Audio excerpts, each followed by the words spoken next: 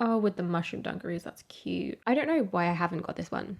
I never want to give Amazon my money. This was on my wish list before I'd actually bought my first tarot deck. I don't know why I didn't pre-order it. I'm just not sure it's for me.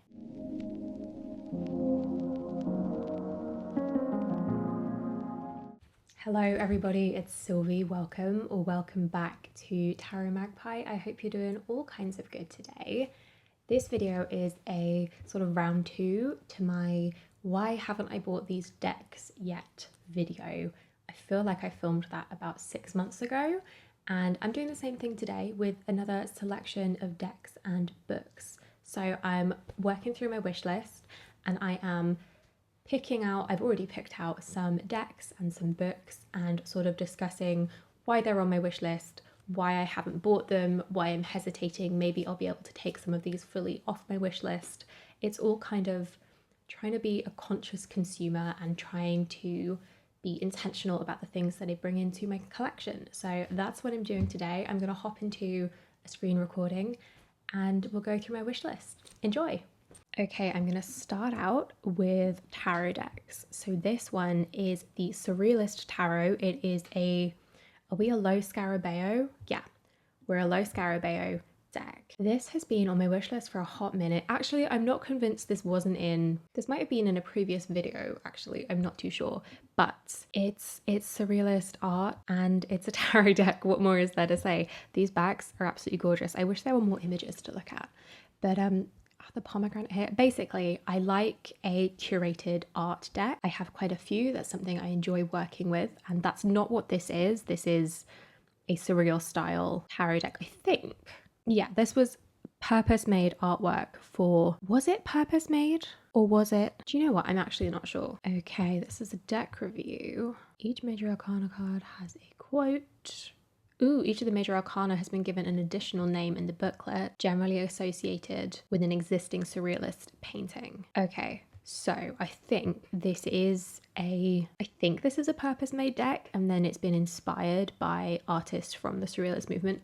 Oh, I love this Seven of Pentacles. That is so cool. Okay, back to what I was originally trying to get at. I like a curated art deck, and I didn't think this was a curated art deck. I thought this was art made in the style of the surrealist movement and for a tarot deck, which it may or may not actually be. And that was why it was on my wish list, essentially, because I like this style of art. Okay, that's a Facebook F, isn't it? That's a bizarre addition.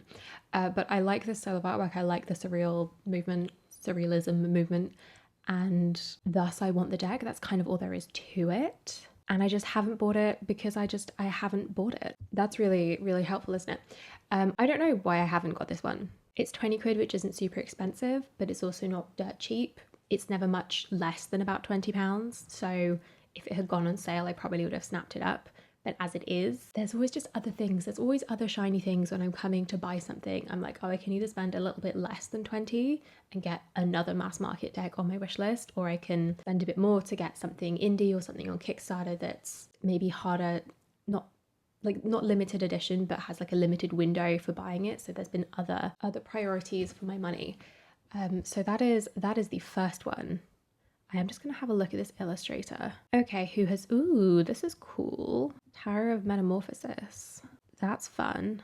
I've never seen that before, 2005. I expect it's out of print, maybe? But it does look like this illustrator has done other work in a surrealist style. So I think it is a sort of purpose-made tarot deck, but in a surreal style. Okay, very cool. Let us move along. So I'm gonna stick with the tarot decks for a minute. And actually, we've got a little selection of low Scarabeo. I don't know why that's such a theme in this video. So this is the Crystal Tarot. Okay, so this has been on my wish list for years. I really like the art style. It's a little bit stained glass, but it very specifically reminds me of this kind of quilted blanket that we had when I was a kid. And so it's got a nostalgic feeling to it for me, which is probably why it stayed on my wish list this long. Have we got any minors in these images? We've just got the Two of Cups. Okay, I want to see some more minors because I think the reason I haven't bought this yet is because the minors are a bit pippish. And I thought I might want to dig into this a little bit more once I had some grounding in Thoth, which, spoiler for my next monthly wrap up, I am finally actually doing. Thothtober is being successful in that I am doing some Thoth study. Okay, so here we've got some swords, we've got some pentacles. Oh, this is a beautiful Nine of Pentacles. Our tower, like it looks kind of quilted. It looks quite 90s, I want to say. When were we published? A mystery. 2007. Okay, so yeah, the reason I have not yet bought this deck is because I thought I maybe wanted to get a bit more of a grounding, if not the Thoth, in Pippish decks in general, which I feel much more comfortable with now. Like I say, this one has been on my wish list for years. This was on my wish list before I'd actually bought my first tarot deck. A Pip deck was really out of my comfort zone because everything I was seeing was for Rider-Waite-Smith style. That was what I was learning before I had a tarot deck, was a Rider-Waite-Smith style system.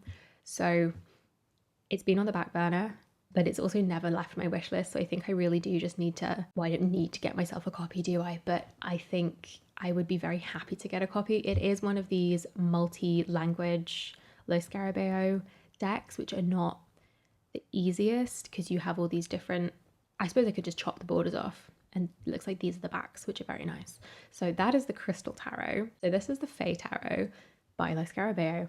I have a handful of Fae fairy decks, and some of them are favorites. Some of them are just, you know, they're fine. I like having them in my collection. And this has this like alien kind of vibe to it. Like, especially here, this is our Temperance, who's kind of a bit mermaidy. We're in the water, but then there's these fish in the air, which I think are really cool. This is our Star, which is the stars, plural in this deck, it looks like. Our Emperor is really cool, like we're in the air, this little dragon unicorn guy, and there's a, like, it's interesting, like there's a sword here, and I noticed here this almost looks like it could be a Three of Wands, but it's the Temperance.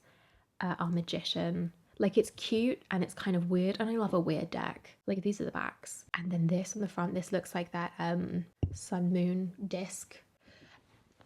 Anywho, I don't know how much I'd use it, is the crux of the matter. I don't know how much I would actually use this tarot deck and if it really needs a place in my collection, which is kind of the same for the next one I'm going to talk about. But I like it. I think it's cool. I think it's weird. It's one of those things where I won't know if it is my kind of weird until I have it in my hands. And again, I don't think this is ever much cheaper than 20 quid. So it's not like if it was down to some really cheap price, I'd probably pick it up to see how I felt, but I'm like, 20 quid is not, you know, 20 quid is not nothing. I don't want to just be throwing that on a deck that I don't have any immediate plans to use. So that is the Fae Tarot, and then also the Tarot of the Sweet Twilight is, again, it's weird. I won't know if it's my kind of weird until I've got it. I have seen so many walkthroughs for this deck.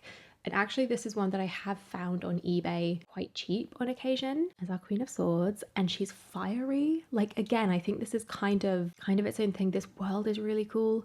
I saw, who did I see? Was it Candy of Candy Soul and Soil? Did a walkthrough of this and a kind of like an exploratory walkthrough. I'm not sure. Several people, I know Kelly has done a walkthrough somewhat recently, like within the last year recently. This is another one that has been on my wish list for years. This Emperor is really cool. We've got this like split, and I do like a deserty kind of Emperor, little eyeball in a hat. Like it's weird, but I like weird. This Justice with the music notes, which is really interesting. And then these are our backs. This definitely is one that I would want to spend a lot of time with, and I just don't really know if I have the capacity or the urge for that right now, which is why it's just been sitting on my wish list. This card back in particular reminds me of the Bonefire Tarot, so really I should probably work with that a little bit more before I should work with any of my decks a little bit more. That's not the point of this video.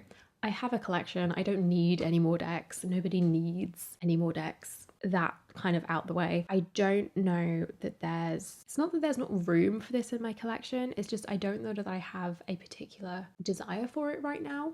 So yeah, on the wish list it stays. I don't think I'm going to move it off the wish list, but we shall see. So is that all of the Lo Scarabeo decks? I think it is. Okay, so there's a few more. This is the Star Tarot, which again, when was this published? I feel like this has been on my wish list since before I had my first tarot deck. Okay, no, not quite. Because it was published, or at least this edition was published in 2020. And this is another one that I was waiting to know Thoth more before I bought it, because there is something about the art style, and I think I possibly also read online that it's quite Thothy in its inspiration. Like this fool here is a bit reminiscent, at least in the positioning, of the Thoth fool. And then we've got this crocodile. I don't know what that's about. And it's a bit pippy. It's also absolutely beautiful. I think it's really, really stunning. This Eight of Pentacles with the moon phases and then these hands up here, like the time and the attention and the dedication and the repetition of the Eight of Pentacles with that moon phase. I think that's really cool. The Chariot and the World. Oh, the butterflies. You know I'm a sucker for the butterflies. Though I also spotted this guy here in the Fool. It's stunning. And I think it's just because I felt like I needed to know the Thoth a little bit more before I got this one. I say that as a way of trying to like limit what I bring in and trying to have some kind of just some kind of order, some kind of process before I bring a deck in. I was like, okay, I can look at this again once I'm comfortable with the Thoth. So I'm doing the Drop 'em 78 with the Thoth at the moment. So by the end of the year, I will have done a little mini study of every single card in the Thoth deck. And I think at that point, maybe I revisit this. Maybe I put this on the wish list for next year. Ooh, okay, we have a guidebook sample. What this means, what this represents, symbolism in the image. This I like very much. The crocodile represents ancient instincts of survival. That's cool. Okay, the Magician. I love this High Priestess as well with the spider web. I've seen this before and I think it's gorgeous. Okay, I don't know how Thothy it is. I think it's maybe just the fact that there's quite a lot of astrology and numerology in this deck, and I thought, well, if I have a bit of a grounding in the Thoth, which is heavy on the astrology and the numerology, this might be a little bit more approachable. So I'm going to shelf this. It's not leaving the wish list. I'm not doing very well so far. I've not taken anything off my wish list yet, but I will definitely intentionally revisit this next year, and maybe also the Crystal Tarot, which felt kind of Thoth adjacent, which honestly I think is just the geometry, the color palette, and the pips. That's where we're at. All right, the Alchemical Visions Tarot. I think we know why this is on my wish list. Look at it. It's a collage deck. It's a collage deck. We've got this guy with a disco ball for a head, it looks like, which I quite enjoy. Let's look at some cards, please. This is our Page of Wands. I love how there is this black and white illustration and then also splashes of color within the collage. I think it's really cool. Our Queen of Swords. Yes, if you're new here, the Queen of Swords is my significator, so that's why I like to see the Queen of Swords before I buy a deck. It's always nice.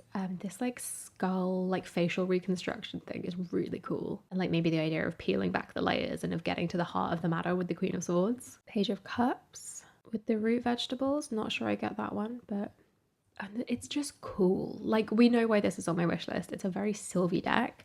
The reason I've hesitated is because the cards are massive. Like, physically, it's very large. And I don't know how much need I have for an enormous deck.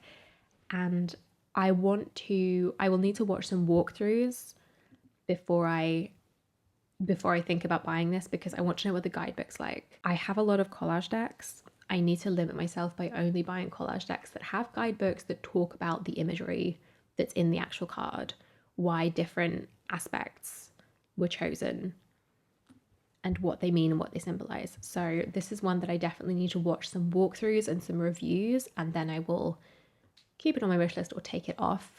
It's also not super cheap. It's £45 full price, which is like indie deck prices, and I have a whole host of indie decks on my wish list. One day I need to do an indie deck version of these. This obviously is just mass market decks. So if you have this one, or if you've had this one, let me know what you think, because the art style is right up my street. It's very to my tastes, but I want to know what the guidebook is like. So that's the Alchemical Visions. And then the last tarot deck on this list before we move into Oracle and books. The last tarot deck is the Tarot of Hearts, which is new. This came out recently, 26th of September, right before my birthday. And I was gonna pre-order it and then I didn't, and I actually don't know why. So the whole concept of this video is, why haven't I bought this deck yet? I kind of don't know. I think I just didn't know if I needed it. I mean, obviously, again, I don't need any of these, but I think I just didn't know if I wanted it in that moment when it came to pre-ordering. So I didn't. It's absolutely beautiful. And I was looking again at these decks before I sort of curated this little mini wish list for this video. The art style is so stunning. It reminds me of Natalie Hertz crossed with like Frida Kahlo. Like, this is so beautiful. These flowers in the background, this little funky dragon guy. Like, it's stunning. The colors are so vibrant, but it's specifically this one with the, it's kind of a little bit angular, a little bit spiky. It reminds me of Natalie Hertz's artwork, which I love. I have 2 of her decks. This Wheel of Fortune is interesting with the like film reels. Knight of Wands, 2 of Pentacles. I love the kind of circus masquerade styling to a lot of these cards. 10 of Pentacles. Got a little dog, very important to me. Oh my god, these backs. Oh, that's stunning. Oh, I want this for the backs alone. And this is gorgeous. Oh, is this? I wonder what this is. Maybe this is the High Priestess. I could see it being the High Priestess with the like the tarot cards here. I suppose it could be Death, but that feels a little bit, I don't know, it doesn't feel deathy. Anywho, this is completely beautiful. I'm assuming this is our Strength card. Why haven't I bought this yet? I don't know. Maybe I buy it. Okay, no, I don't need it.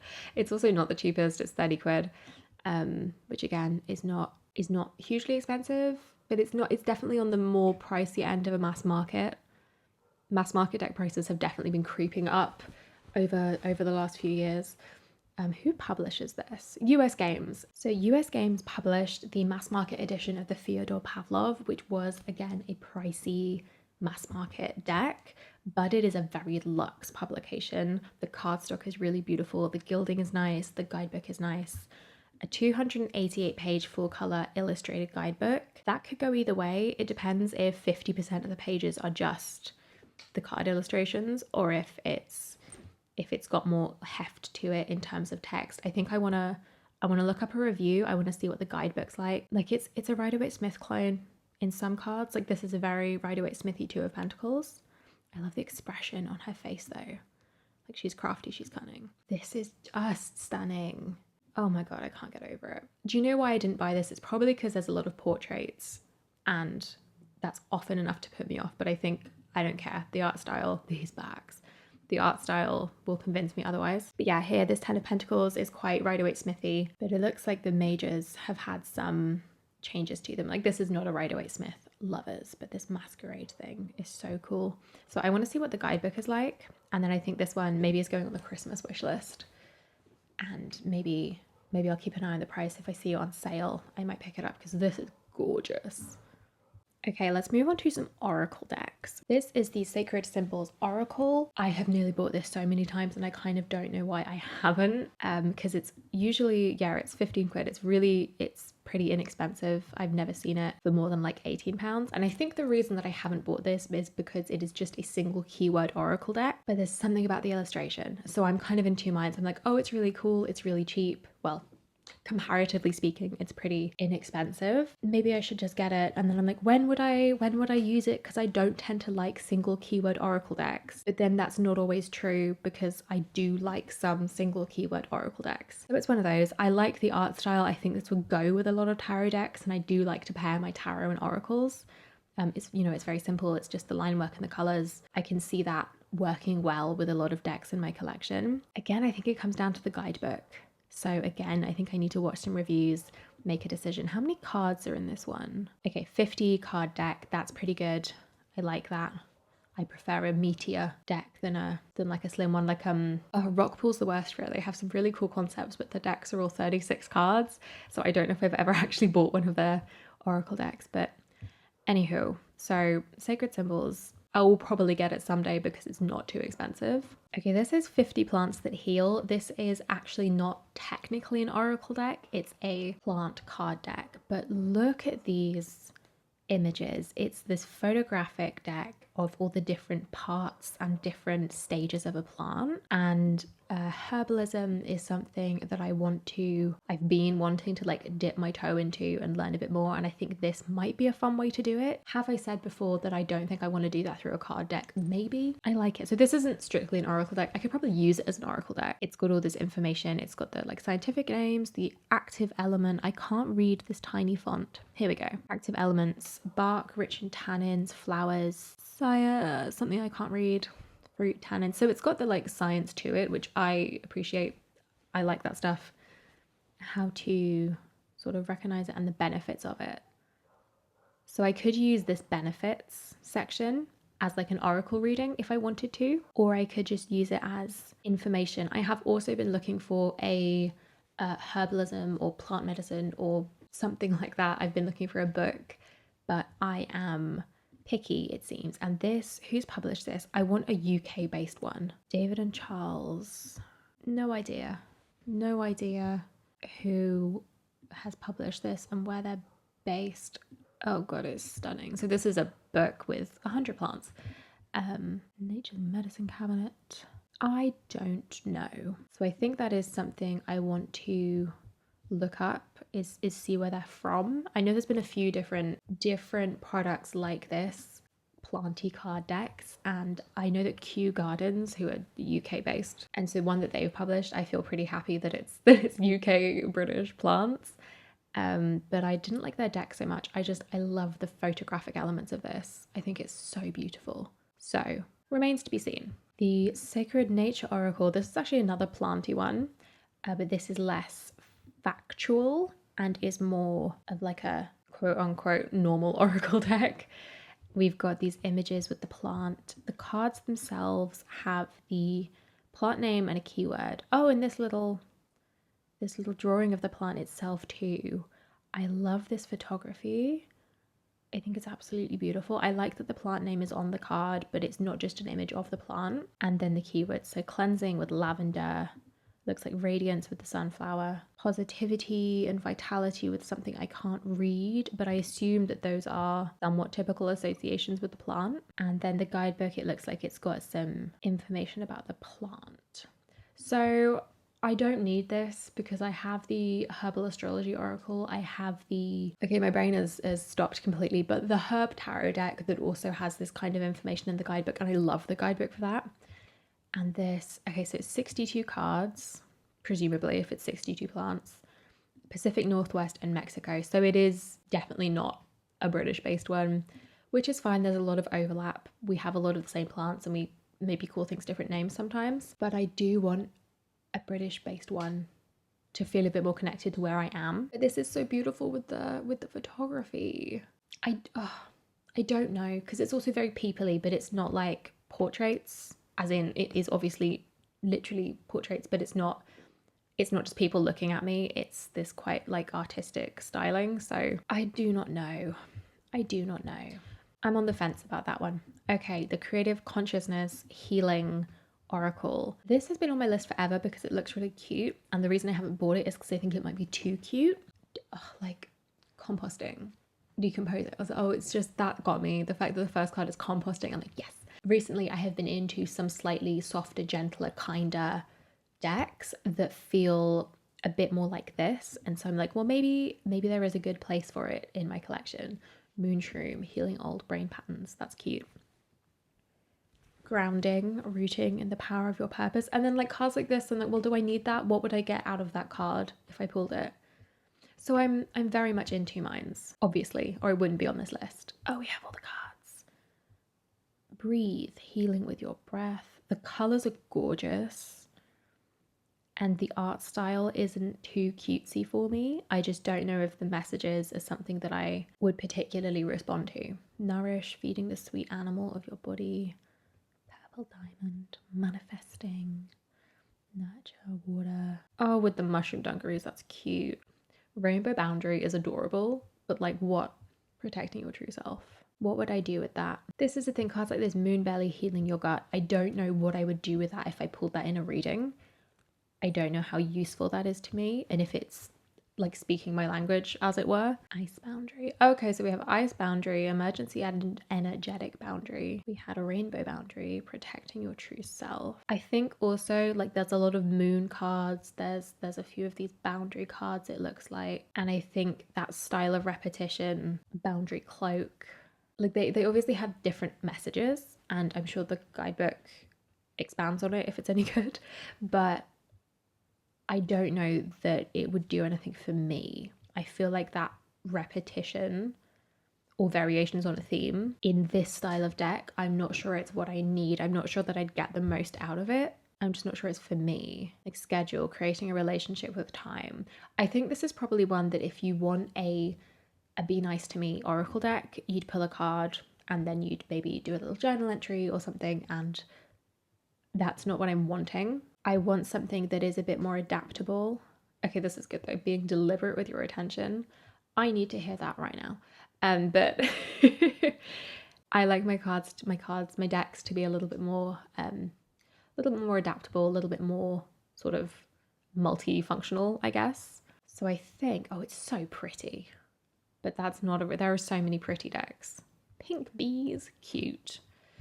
Pink seeds, mushroom touch, decomposing shame, like that's good. Only 44 cards though, which isn't loads.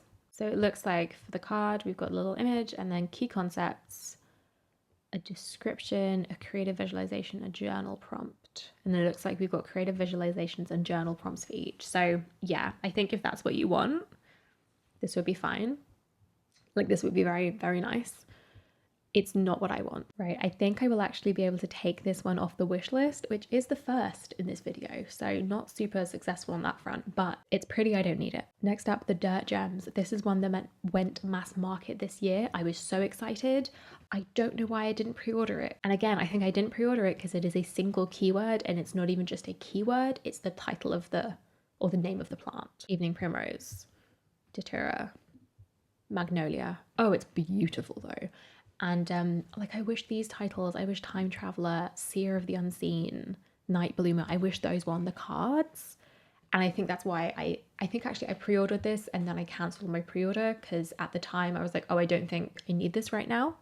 And obviously it's just gone mass market. I don't need to get it anytime soon.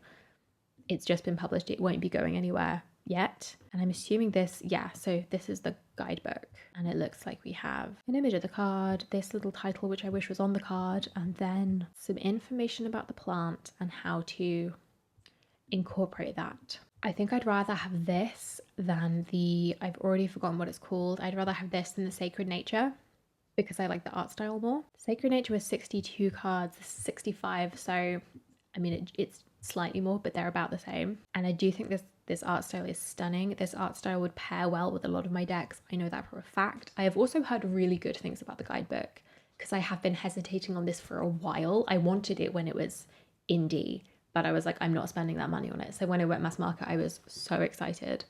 I have been wanting this in my collection for a long time, and I've heard good things about the guidebook. And to be fair, at this point in my practice, I like working with guidebooks, and that doesn't mean that I need to buy every deck with a cool guidebook. But especially when it comes to Oracle, I very rarely want to just pull a card, grab and go with an Oracle deck. I do want to sit with it. I do want to read the guidebook. So I suppose that's not really an issue in and of itself. So in short, why haven't I bought this?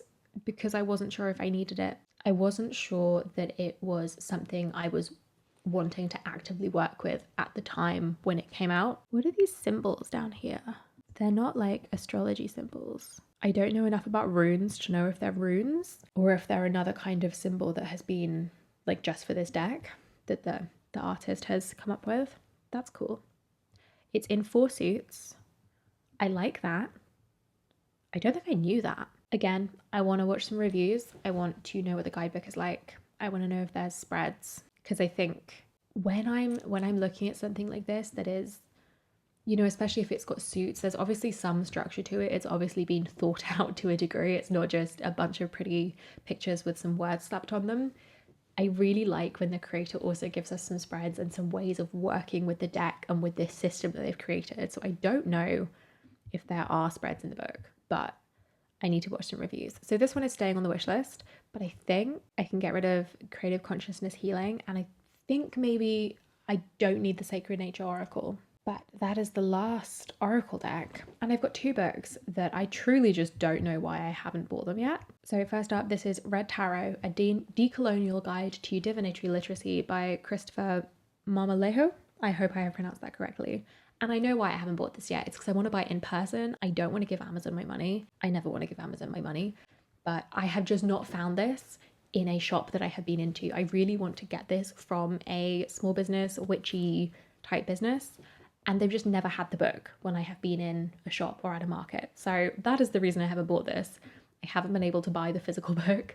I do actually have the ebook, but I want the physical one because it's fantastic and I've highlighted so much stuff and I'm just like, no, I need to do this in person. I need to tab things up and highlight and add my notes in. That's why this is on this list. That's why I haven't bought this yet, because nobody has had it for me to purchase. Moving swiftly on, finally, the final thing in this video, in this wish list, is 78 Acts of Liberation, Tarot to Transform Our World by Lane Smith, who is also Left Lane Smith on Instagram. The reason I haven't bought this is partly because it's fairly new. It came out in August. I could have pre-ordered it. The reason I didn't was because I have Maria Minnis's book, Tarot for the Hard Work. She's also done the foreword for this, and they feel kind of similar in that they are sort of a call to action via the tarot, and I have not yet read and worked through Tarot for the Hard Work. So I really want this. I want to work through it, but it's just a case of I can only do so much with my time. I can only read so many books at once. So I think once I've made a bit of a dent in Tarot for the Hard Work, maybe then I will add this to my library. Basically, I don't want them just sitting on my shelf gathering dust. I do want to read them and work through them. Oh, this is cool. Each major arcana card is illustrated with an example from a social movement. That's very cool.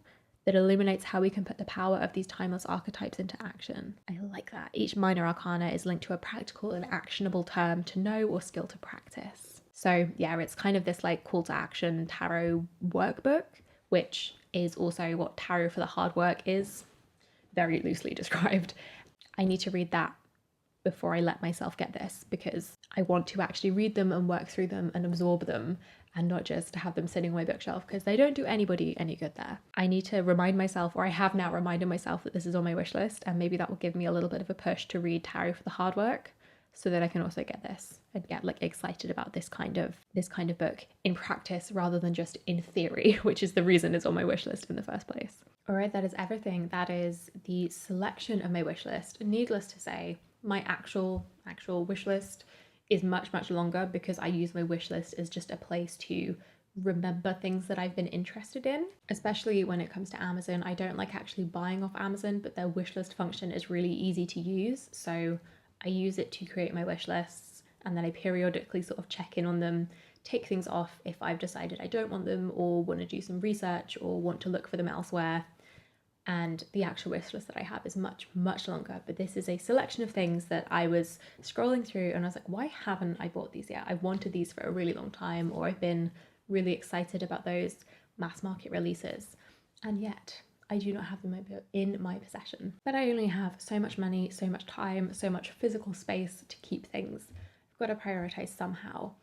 And that's what this video was for, trying to be a little bit mindful with what I bring into my collection, and really thinking through the reasons I do choose to buy something, or the reasons why I decide not to bring something into my collection. So that is everything from me. I really hope you have enjoyed. Let me know if you have any of these, if you'd recommend them. Let me know if you think I shouldn't get any of these, because that's more useful in terms of taking things off my wish list and like minimizing my next haul video, because I feel like the last couple have been big. Anywho, if you made it this far, I really hope you've enjoyed. Thank you so much for being here. I really appreciate it. Give me a like if you liked it, subscribe if you haven't already, check out my Patreon, Etsy, all that good stuff. Always linked in the description, and I will see you in the next one. Bye bye.